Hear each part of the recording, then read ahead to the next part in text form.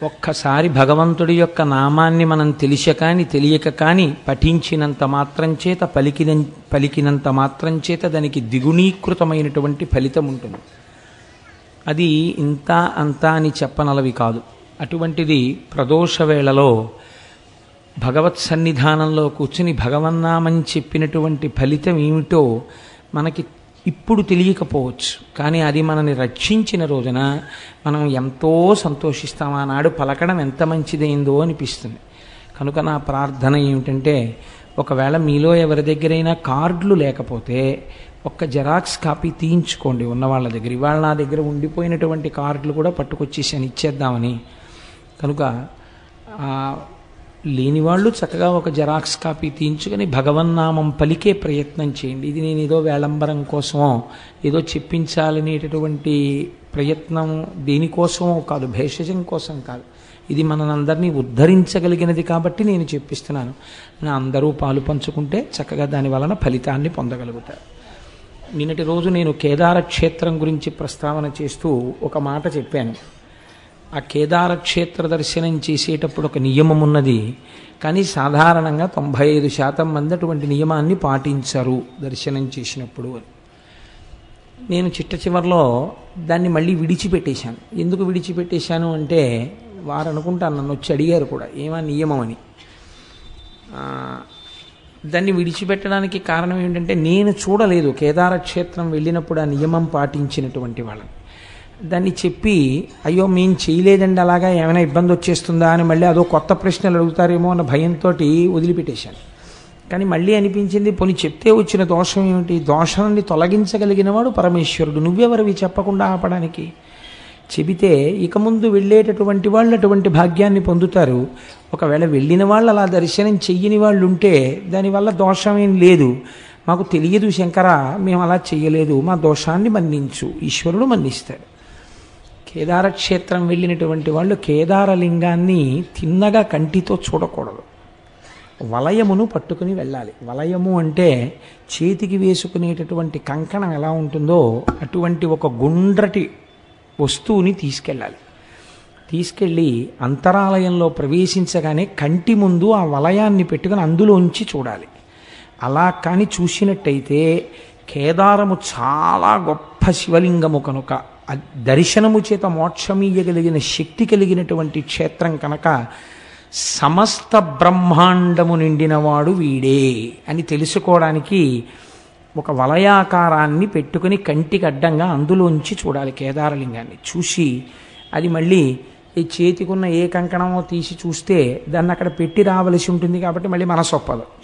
కనుక ముందే చక్కగా ఒక రాగి కంకణం ఏదో పట్టుకుని వెడితే, రాగి చాలా ప్రశస్తం కనుక ఆ కంకణంలోంచి దర్శనం చేసి దాన్ని అక్కడ విడిచిపెట్టి రావచ్చు.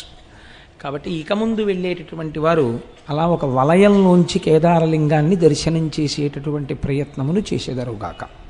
కాబట్టి నేను ఏది చెప్పడమా చెప్పకపోవడమా అని సంశయించి వదిలిపెట్టానో దాన్ని పూర్తి చేసేసాను. ఇప్పుడు ఇవాల్టి రోజున మనం ఓంకార క్షేత్రం గురించి 4 మాటలు మీకు విజ్ఞాపన చేసేటటువంటి ప్రయత్నం చేస్తాను. కావేరికా నర్మదయోః పవిత్రే సమాగమే సజ్జనతారణాయ సదైవ మాంధాతృపురేవ తంస ఓంకారమీశం శివమేకమీడే అంటారు. మాంధాతృపురము అనబడేటటువంటి చోట వెలిసినటువంటి వాడు ఓంకారేశ్వరుడు. ఓంకారేశ్వర క్షేత్రం చాలా చిత్రమైనటువంటి క్షేత్రం. అక్కడ 2 శివలింగములు వెలిసాయి, స్వయంభూలింగములు. ఒకటి కాకుండా 2 వెలిసాయి. ఒకటి ప్రణవాకార పరమేశ్వరుడు అంటారు, ఓంకార స్వరూపి అయి ఉంటాడు. రెండవది మనం ఓంకారమమలేశ్వరం అంటాం. అమలేశ్వరుడు అన్న పేరుతో ఒక శివలింగం వెలిసింది. దీనికి కారణమేమి అంటే, నారద మహర్షి త్రిలోక సంచారి. వారు భగవన్నామని చెప్తూ లోకంలో ఎక్కడెక్కడ ఏ విధంగా జ్ఞానాన్ని ఆవిష్కృతము చెయ్యాలో తెలుసున్నవారు కాబట్టి, మహానుభావుడు గురుస్వరూపం కాబట్టి వారు అంతటా తిరుగుతూ ఉంటారు. అటువంటి నారద మహర్షి ఒకనాడు వింధ్యపర్వతం దగ్గరికి వచ్చారు. మనకి తెలియకుండానే ఒక అలవాటు ఉంటుంది. బాగా ఎక్కువగా ఏదో యాత్రలో క్షేత్రాల్లో చేసేటటువంటి వాడు, అలాంటి అలవాటు ఉన్నవాడు మన ఇంటికి వచ్చాడు అనుకోండి, మనం ఓ ప్రశ్న ఇస్తాం, ఈ మధ్యకాలంలో ఎక్కడికి వెళ్ళారు ఏమిటండి మీరు అంటాం. ఆయన ఎక్కడికో వెళ్ళానంటాడు. అక్కడ ఎలా ఉంటుందండి, ఏమిటా క్షేత్ర ప్రాశస్త్యం అంటే సంతోషంగా ఏవో 4 మాటలు చెప్తారు. మను చరిత్రలో కూడా ఏ ఏ దేశములను గ్రుమ్మిడి తెరిమీరే ఏ నదులు చూచినారు అంటూ ప్రశ్న వేస్తాడు ఆ ప్రవరాఖ్యుడు, ఆ వచ్చినటువంటి యోగిని. కనుక వింధ్యపర్వతం కూడా నారదుణ్ణి ఇదే ప్రశ్నించింది. వింధ్యపర్వతానికి ఒక అహంకారం. ఏమిటా అహంకారం అంటే, నేను చాలా గొప్పదాన్ని, నా అంత ఎత్తున్న పర్వతం ఎక్కడుంటుంది, ఇది ఒక అర్థం లేని అభిజాత్యం. ఇది వింధ్యపర్వతమే అనుకోకండి, మీకు ఆ జీవితంలో ఒక గొప్ప పాఠాన్ని నేర్పడం కోసమని మనకి ఈ స్వయంభూలింగాల యొక్క చరిత్రలు ఇవి వస్తాయి. వాటిని మనం సమన్వయం చేసుకోవాలి. వింధ్యపర్వతానికి గర్వం అండి అని వినడానికి మనకెందుకండి ఆ పురాణంగా. ఏదో ఒక అంశాన్ని తీసుకుంటాం, ఏదో ఒక చిన్నది, అది ఈశ్వర విభూతి అని మీరు అనుకున్నారనుకోండి, మీకు అహంకారం ఉండదు, చాలా సంతోషంగా ఉండగలుగుతారు. కానీ అది ఈశ్వర విభూతి అని అంగీకరించకుండా ఇది నాది అన్న భావన పొటమరించింది అనుకోండి, వెంటనే అందులోంచి అహంకారం వస్తుంది. ఆ అహంకారం తప్పకుండా పతనహేతువే అవుతుంది తప్ప అది ఉద్ధరణకు కారణము కాదు. కానీ బోధించినటువంటి గురువు చాలా గొప్పవాడు, చమత్కారి. అహంకారాన్ని కూడా ఎలా తీయాలో ఆయనకి తెలుసు, అంత చమత్కారం చేశాడు ఆయన. మీరు చూడండి, మనకి శాస్త్రంలో ఒక గొప్ప విషయాన్ని ప్రతిపాదన చేస్తారు. క్రోధము అని ఒకటి ఉంటుంది మనకి. క్రోధము అంటే దీర్ఘకాలికమైనటువంటి కోపం. కొంతమందికి కోపం వస్తే ఓ పట్టాన వదలదు. ఉత్తమే క్షణకోపస్య మధ్యమేద్ఘటికాద్వయం అధమేచ దహోరాత్రం పాపిష్టే మరణాంతక. అంతంత కోపాలు ఉంటాయి ఒక్కొక్కడికి. ఎప్పటిదో విషయం ఎంత జ్ఞాపకం పెట్టుకుంటాడో చెప్పలేను, రాజీ పడలేడు జీవితంలో. అంత దీర్ఘకాలికమైన కోపాన్ని క్రోధము అంటారు. ఈ క్రోధముతో ఉన్నవారు అమ్మవారి పాదాలని గట్టిగా పట్టుకోవడం అలవాటు చేసుకుంటే అమ్మవారు దాన్ని ఒక శక్తిగా మారుస్తుంది. ఏమి ఆ శక్తి అంటే, క్రోధము సాధనగా మారుతుంది. ఇవే ఆయుధాలకు ఉండేటటువంటి రుణాత్మక ధనాత్మక శక్తులు అని పిలుస్తారు.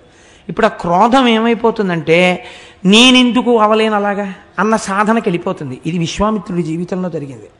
విశ్వామిత్రుడి తపస్సు క్రోధంతో ప్రారంభం, కానీ ఆ క్రోధన దేనికి వెళ్ళిందంటే బ్రహ్మర్షిత్వం వైపుకి సాధనగా మార్చింది అమ్మవారు. చిట్ట చివరికైనా బ్రహ్మర్షి కాగలిగాడు. కాబట్టి ఒక్కొక్కసారి మనలో ఉండేటటువంటి దుర్గుణములు సామాన్యులైనటువంటి వారి పట్ల ప్రకోపించాయనుకోండి, అవి ఎందుకు పనికిరావు. వాడు మనని తిట్టడానికి, మనం వాడిని తిట్టడానికి పనికొస్తాయి అంతే. కానీ ఈ ప్రశ్న మీరు గురువు దగ్గర వేసినప్పుడు గురువు చెప్పేటటువంటి సమాధానం చాలా చమత్కారంగా ఉంటుంది. అదే గురువు అంటేనండి, ఆర్ట్ ఆఫ్ క్వశ్చనింగ్ గురువు అంటే ఒక ప్రశ్న చేత మీ జీవన పథాన్ని తిప్పగలిగిన వాడు. ఇది అందరూ చెయ్యలేరు. అందుకే ఆ గురువు సరి అయిన వాడు కాకపోతే జీవితం ఎలా పాడు చేస్తాడో చెప్తారు రామకృష్ణ పరమహంస. ఒకనాడు మారేడు వనంలోంచి నడిచి వెళ్ళిపోతున్నారు కాళికానయంలోకి, అసుర సంధ్య వేళ. అక్కడ ఒక బురదపాము బోదురు కప్పని పట్టుకుంది. బోదురు కప్ప అంటే చాలా పెద్ద కప్ప. ఆ పెద్ద కప్పని పట్టుకుంది. దాని నోట్లోన విషం లేదు, ఏదో కొద్ది విషం ఉంది. ఆ కొద్ది విషానికి ఈ బోదురు కప్ప చావదు, పాము వదలదు. చూశారు, కీచ్ కీచ్ కీచ్ కీచ్ కీచ్ కీచ్ అని అరుస్తోంది కప్ప. ఇటు తిరిగి చూశారు మహానుభావుడు రామకృష్ణ పరమహంస. చూస్తే బురదపాము కప్పని పట్టుకుంది. ఓహో అనుకుని వెళ్ళిపోయారు కాళికాలయంలోకి. ఆయన ఒక 2-3 గంటలు అర్చన చేసి తిరిగి వస్తున్నప్పుడు ఆయనతో పాటు ఒక శిష్యుడు తిరిగి వస్తున్నాడు. సరి అయిన గురువు శిష్యుణ్ణి ఎలా ఉద్ధరిస్తాడు అని అడిగారు. పరమహంస టక్కునాగి, సరి అయిన గురువు కాకపోతే శిష్యుడికి దొరికినవాడు అదిగో బురదపాము నోట్లో కప్పలా కొట్టుకుంటాడు అన్నారు. అదేమిటి అన్నారు. ఆ పాము పట్టుకుని 2:30 గంటలైంది. వదులుతుందా? వదలదు. పోనా శిష్యుణ్ణి పోనిస్తాడా? ఫోన్లు చేసి వాడిని రా రా అని పీకు తింటాడు. ఏం చేస్తాడో అని భయం, వెళ్ళకపోతే ఏ శాపాలు ఎడతాడో అని. కాబట్టి వెడతాడు. పోనీ ఏమైనా జీవితం ఉద్ధరింపబడే మార్గం ఏమైనా నేర్పుతాడా? నేర్పడు. చంపేడు, వదలడు, బురదపాము పట్టుకున్నట్టు ఉంటుంది. ఇదే త్రాచుపాము అయితే ఎప్పుడూ చచ్చిపోయిండేది ఆ కప్ప. అంటే పునర్జన్మని పొంది ఉండేది, వేరొక జీవితాన్ని ప్రారంభించి ఉండేది. గురువు సరి అయిన వాడు కాకపోతే శిష్యుడి జీవితం ఇలా ఉంటుందన్నారు పరమహంస. అంతే, ఆ శిష్యుడికి అర్థమైపోయిందంటే ఎటువంటి గురువుని పట్టుకోవాలి. ఒక్క ప్రశ్న చాలండి. అదే రామకృష్ణ పరమహంస దగ్గరికి వచ్చి, భగవంతుడు ఎప్పుడు ఎలా చూస్తాడు అని అడిగాడు ఒక శిష్యుడు. ఆయన ఏమీ మాట్లాడలేదు. ఓ యాపిల్ పండు చేతిలో పెట్టి, ఈ పండు ఈశ్వరుడు చూడని చోటుకెళ్ళి తినేసి రా అన్నాడు. అతను ఈ పొద్దున్న ఇచ్చారు ఈ యాపిల్ పండు. మర్నాడు పొద్దున్న వచ్చాడు. ఎలా? నీరసపడిపోయిన మొహంతో. ఏమైందన్నారు. భగవంతుడు చూడని ప్రదేశం నాకు కనపడలేదు, యాపిల్ పండు తినలేకపోయాను అన్నాడు. భూమి ఆయన, ఆకాశం ఆయన, నీరు ఆయన, నిప్పు ఆయన, చీకటి ఆయన, సూర్యుడు ఆయన, చంద్రుడు ఆయన, నేను ఎక్కడ తినను? ఎక్కడికి వెళ్ళినా భగవంతుడు కనపడుతున్నాడు అన్నారు. అంటే ఇప్పుడు అంతటా భగవంతుడు ఉన్నాడని నీకు అర్థమైపోయిందా అన్నారు. అర్థమైపోయింది అన్నారు. కాబట్టి నీకేం ప్రబోధం అక్కర్లేదు, వెళ్ళిరా అన్నారు. అంతే. దట్స్ ఒక్క ప్రశ్న మార్చేసిందంతే. కాతే కాంతా కస్తే పుత్ర సంసారోయమతీవ విచిత్ర కస్యత్వం కుతయాయాత తత్వం చింతియ తదీయభ్రాత అంటారు శంకరాచార్యులు వారు. ఒక్క ప్రశ్న. కాతే కాంత, ఎవరిని భార్య ఆలోచించు. కస్తే పుత్ర, నీ పిల్లలు ఎవరు? ఎక్కడి నుంచి వచ్చారు? నా పిల్లలు అంటున్నావే, ఎక్కడి నుంచి వచ్చారు వాళ్ళు? సంసారోయమతీవ విచిత్ర, నీ భార్య ఎవరో నీకు తెలియదు, నీ బిడ్డలు ఎవరో నీకు తెలియదు, ఏమిటి అలా పట్టుకు వేళ్లాడుతున్నావు? పోనీ వాళ్ళ గురించి నాకు తెలియదండి అంటావేమో. కస్యత్వం, నువ్వెవరు? ఎక్కడి నుంచి వచ్చావు చెప్పు. ఇంటి నుంచి ఉపన్యాసానికి వచ్చాను, అమ్మ కడుపులోంచి ఎక్కడి నుంచి వచ్చావు అమ్మ కడుపులోకి? ఎవరికి తెలుసు? కస్యత్వం కుతయాయాత, ఏం తెలుసని అదిరిపడిపోతున్నావు? తత్వం చింతియ తదీయభ్రాత, ఒక్కసారి ఆలోచించు. నీ జీవయాత్ర ఏమిటో, నీ బ్రతుకేమిటో బయటపడిపోతుంది. ఎందుకు ఇలా మాట్లాడతావు? అహంకారంతో మాట్లాడడం తగ్గిపోతుంది అన్నారు. అంతే శంకరాచార్యుల వారు. గురువు అంటే అద్భుతముగా మాట్లాడగలిగినవాడు. ఎదుటివాడిలో ఉన్నటువంటి స్వభావాన్ని ఎత్తి చూపకుండా, దుర్గుణాన్ని ఎత్తి చూపకుండా, ఆ దుర్గుణాన్ని ఈశ్వర సాధనగా మార్చగలిగినవాడు. అటువంటి ప్రజ్ఞా దురంధరుడెవరో ఆయనని గురువు అని పిలుస్తారు. సర్వ భూమికలలో ఉన్నవాడిని గురువు ఉద్ధరించగలడు. ఏ భూమికలో ఉన్నవారు వారిని ఎలా ఉద్ధరించాలో గురువుకు తెలుసు. అలా ఉద్ధరించగలిగినటువంటి నైపుణ్యం గురువుకి అదో పెద్ద ప్రయత్నం చేత వచ్చింది కాదు. ఆయన అత్రినేత్ర శివ సాక్షాత్, ఆయన 3 కన్నులతో పైకి కనపడనటువంటి పరమశివుడు. ఆయన ద్విబాహుశ్చ హరిస్మృత, ఆయన 4 భుజములు కాకుండా 2 భుజములతో ఉన్నటువంటి శ్రీ మహావిష్ణువు. కానీ పైకి కనపడిన 4 ముఖములతో ఉన్న చతుర్ముఖ బ్రహ్మ నిరంతరము పరబ్రహ్మాన్ని అనుసంధానం చేస్తుంటాడు. తెలుసుకోవలసిన వస్తువు విద్దైతే దాన్ని చెప్పినది వేదం. తెలియబడవలసిన వస్తువు గురించి లోపల నిరంతరము తిప్పుతూ బాహ్య ప్రపంచానికి దూరంగా ఎప్పుడూ తనలో తాను రమిస్తూ ఉంటాడు. యోగరతో వా భోగరతో వా సంగరతో వా సంగవిహీన యస్య బ్రహ్మణి రమతే చిత్తం నందతి నందతి నందత్యేవ. అలా ఆనందపడిపోతూ ఉండేటటువంటి వాడెవరో ఆయన గురువు. ఆయన సాక్షాత్ పరబ్రహ్మ. అందుకే గురుర్ బ్రహ్మ, గురుర్ విష్ణు, గురుర్దేవో మహేశ్వర, గురు సాక్షాత్ పరబ్రహ్మ తస్మై శ్రీ గురవై నమః. ఆ గురువుకి ఏది చేత కాదు. ఆయన దీనికోసం ప్రత్యేకం ఏదో సిలబస్ నేర్చుకోక్కర్లేదు. ఎదుటివాడు మాట్లాడిన ఒక్క మాటకి అంతే. ఒక్క మాట గురువు మాట్లాడా అవతలవాడి జీవన పథమే మార్చగలుగుతాడు. అంత లోకోన్నతుణ్ణి చేసేస్తాడు, అంత సర్వోత్కృష్టుణ్ణి చేస్తాడు. తాను ఇప్పటి వరకు ఏది ఉత్కృష్టత అనుకుంటున్నాడో దాని నుంచి తిప్పి అసలైనటువంటి పదం ఏదో, ఏ పదం వైపుకి వెళ్ళాలో ఆ పదం వైపుకి గురువు తిప్పగలడు. అదృష్టమేమి జీవితంలో అటువంటి నారదుడితో వింధ్యపర్వతం మాట్లాడడం.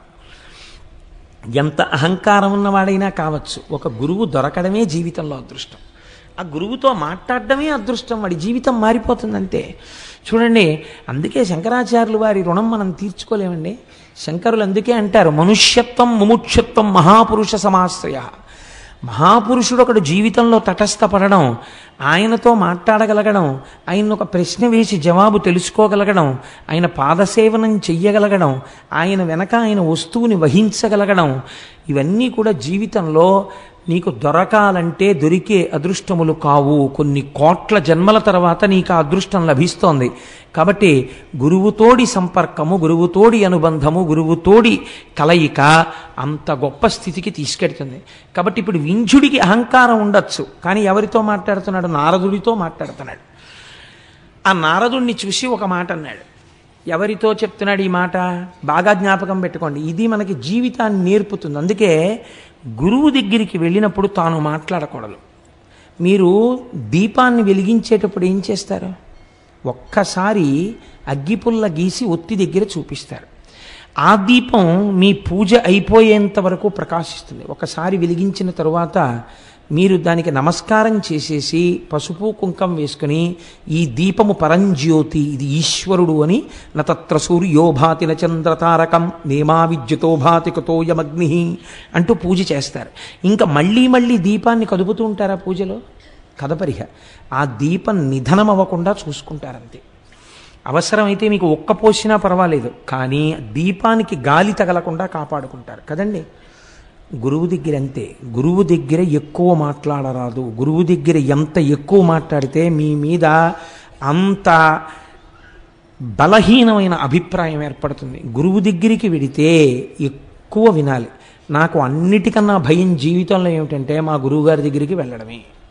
నేను మా గురువుగారి దగ్గరికి వెడితే ఎక్కువ మాట్లాడతానేమోనని నాకు చాలా భయం. స్కూటర్ ఎక్కే ముందు 1-10 మార్లు నువ్వు గురువుగారి దర్శనానికి వెడుతున్నావు, ఎక్కువ మాట్లాడకు, నీకు అలవాటు అయిపోయింది ఈ ప్రసంగాలు చేయడం. గభాల గురుగారు ఏదో శివ అంటే నువ్వు అక్కడి నుంచి శివాష్టోత్రం అనకు, నువ్వు నోరు మూసుకు కూర్చో, ఆయన మాట్లాడింది నువ్వు వినంతే అని నన్ను నేను 10 మార్లు హెచ్చరిక చేసుకుని గురువుగారి దగ్గరికి వెడతాను. గురువుగారి దగ్గరికి వెళ్ళినప్పుడు దీపం వెలిగించినట్టు ఉండాలి. ఒక్క ప్రశ్న అంతే చాలు. వారికి తెలుసు, వారి దాంట్లోంచి ఇంకా గంగా ప్రవాహం, వారు ఎన్నైనా మాట్లాడతారు. నువ్వు చెయ్యవలసింది ఆ దీపపు వెలుగులో నువ్వు ప్రకాశించు చాలు. నువ్వు వినంతే. నువ్వు వెర్రి ప్రశ్నలన్నీ మొదలెట్టకు, అక్కడ కూర్చో అంతే చాలు. వారు నిన్ను నడిపిస్తారు, వారు నిన్ను ఉద్దీపింపచేస్తారు. కనుక ఆ గురువు అంటే మరోలా అనుకోకండి, నేనేదో స్వోత్కర్ష కింద చెప్పుకున్నానని. అది నా యందు ఆ భావన నిలబడాలని మీకు విజ్ఞాపన. పెద్దలు కాబట్టి మీ అందరూ ఆ వీడికి అటువంటి భావన నిలబడుగాక అని ప్రార్థన చేస్తారని మీకు చెప్పానంతే. అంతేగాని నేనేదో చాలా గొప్పవాడిని, ఇంత సాధన చేస్తున్నానని స్వోత్కర్షకి చెప్పుకోవడానికి నేను చెప్పిన వాడను కన్నా బలహీనతగా చెప్పానంతే. కాబట్టి నారదుణ్ణి చూసి వింధ్యపర్వతం తన అహంకారాన్ని బయటపెట్టింది. ఏమని చూశారా? ప్రపంచంలో అనేకమైన పర్వతాలు ఉన్నాయి, నా వంటి పర్వతం ఎక్కడుంటుంది?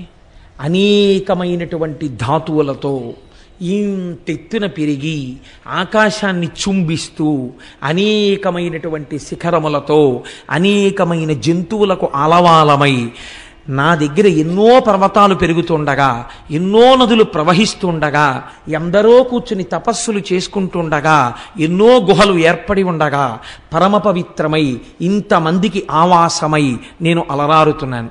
నా అంత గొప్పవాడు మీరు చూసినంతలో ఇంకొకడెవరైనా కనపడ్డాడా అని అడిగింది.